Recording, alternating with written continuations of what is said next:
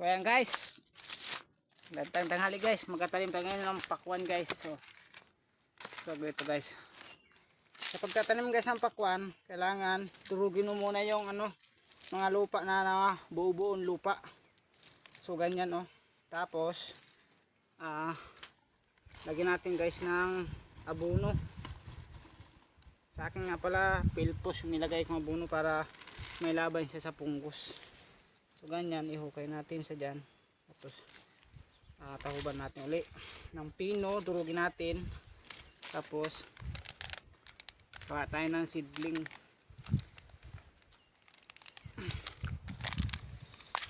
Tigas.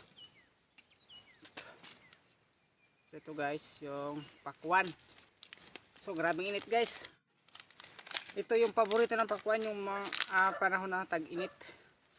So kukuha tayo ng binhi. So ito yung binhi, 2 piraso, ilalagay natin dito. So kanya lang guys magtanim Tapos dudurugin natin lupa parang pino.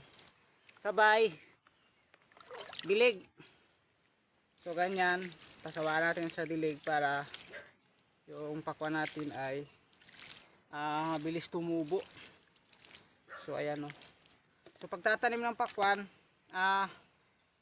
mababaw lang siya. Pag natin siyang ilubog sa pinakailalim dahil hindi siya tutubo. Kumbaga kailangan lang, ganyan lang siya kalalim.